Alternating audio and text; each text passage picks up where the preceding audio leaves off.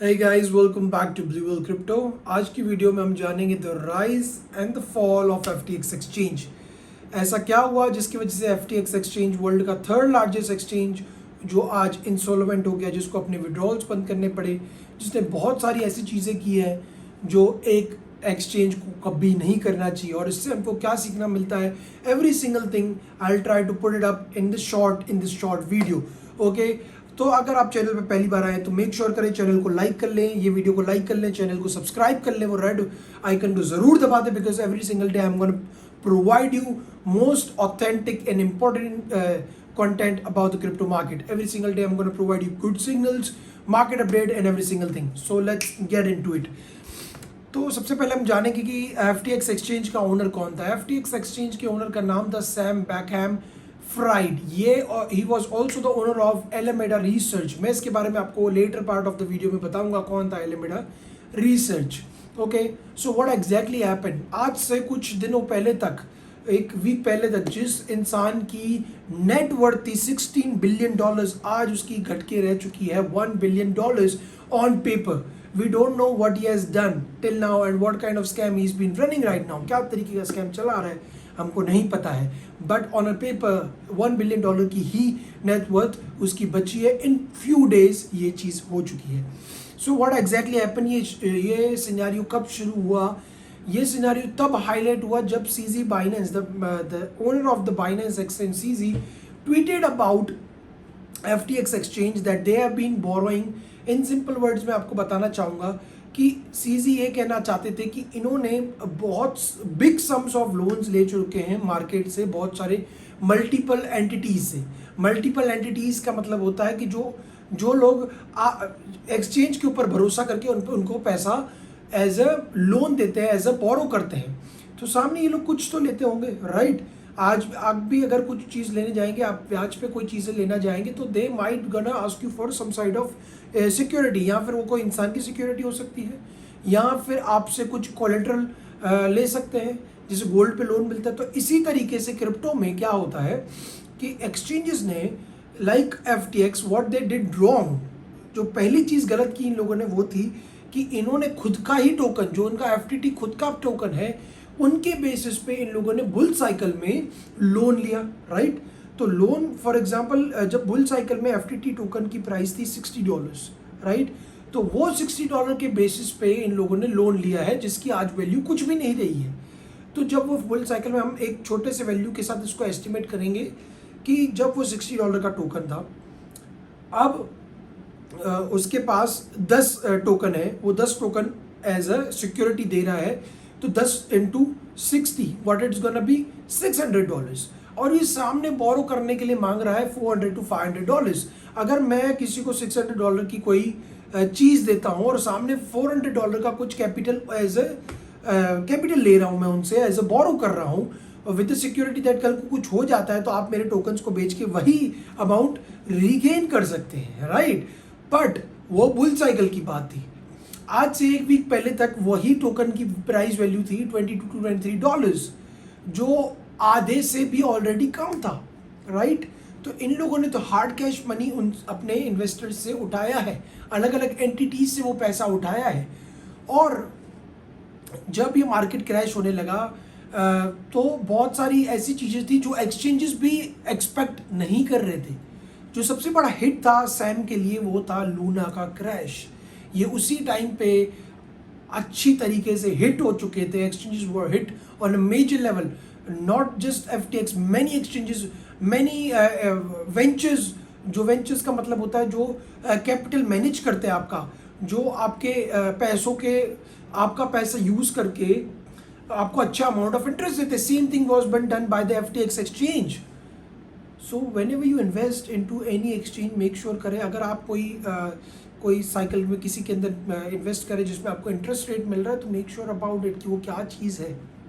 So let's get back to the point, जिसमें से जब लूना का क्रैश हुआ तो इन लोगों ने 10 मिलियन, FTX एक्सचेंज के ओनर ने $10 मिलियन वर्थ ऑफ ट्रांसफर किए थे एलेमेडा रिसर्च को, जो मैंने आपको स्टार्ट ऑफ द वीडियो बताया। तो what is Alameda Research? It's also owned by FTX exchange owner Sam Bankman Fried. उसकी गर्लफ्रेंड रह चुकी है जो अभी अभी की सीईओ है, उसका नाम है कैरोलिना। तो ये दोनों ने, इन लोगों ने, they have a good banking from the government, जो अभी की गवर्नमेंट है इन द यूनाइटेड स्टेट्स। सो इन चीज़ों को मिला के इन लोगों ने, they didn't thought about the later part, अगर ऐसा कुछ होता है, they were not ready for the Luna crash. So how come they had this sort of money even when they had a huge amount of जब उनका अच्छा खासा बड़ा अमाउंट कोई चीज़ में इन्वेस्टेड है, जैसे लूना में इन्वेस्टेड है, और अगर वो चीज़ क्रैश हो जाती है तो बट ऑफ जैसे आपका हमारा लॉस हुआ है, वैसे ही उसी तरीके से इनका भी लॉस हो गया। I know most of the exchange are into the things, they get to know about things faster, but इतना भी फास्ट नहीं कि वो अपना लॉस, कोलेटरल लॉस जो था वो रिकवर कर पाते। इन लोगों को भी अच्छे खासे लॉस अमाउंट में सेल आउट करना पड़ा, जिसकी वजह से इतना बड़ा ह्यूज क्रैश आया मार्केट में, राइट। तो जब ये क्रैश आया मार्केट में, it was just not Luna पे तो इनकी बहुत अच्छी बड़ी फंडिंग लगी हुई थी, वो भी टॉप 10 की लिस्ट में आता था, तो भी वो क्रैश हुआ, जिसकी वजह से पूरे क्रिप्टो मार्केट क्रैश हो गई। ये जब क्रिप्टो मार्केट क्रैश हुई तो इनमें इतनी सारे इनके अल्ट कॉइन के अंदर जितनी इनकी इन्वेस्टमेंट थी, जो with the right static mind से नहीं की गई थी, with pump dump scheme, with Ponzi scheme जो ये लोग कर रहे थे, वो फंस गए उसमें। अब जब वो फंस गए तो इनके पास, they don't have enough balance, I am talking about their own balance to run exchange, to pay back. जिससे तुमने उधार लिया है उसको तो पे बैक करने का टाइम आएगा कि नहीं आएगा। तो व्हेन दिस टाइम केम, तो इन लोगों ने क्या किया, इन्होंने कुछ तो ऐसे होंगे जिसके टोकन के बेस पे किसी और के बेस पे लिया होगा, तो इन्होंने what they started to do is like this $10 million as well, they used their own clients money, जैसे हमारे आपके जैसे हम यूजर हैं, हम यूजर्स के पैसों को इन्होंने डिस्ट्रीब्यूट करना शुरू कर दिया, ठीक है। अब आप इस तरीके से समझिए कि इन लोगों ने किसी से बोरो किया $50, ठीक है, इन्होंने किसी से बोरो किया $500 on the basis of their $600 security that they had given out to their investor. जो इन्वेस्टर से जिसको $600 की सिक्योरिटी एफटीटी टोकन में दी थी, उसके सामने इन लोगों ने $500 के कोलेटरल लोन ले लिया। अब वो लोन को इन्होंने लूना जैसे प्रोजेक्ट के अंदर इन्वेस्ट किया। So this is what it happened with the FTX exchange.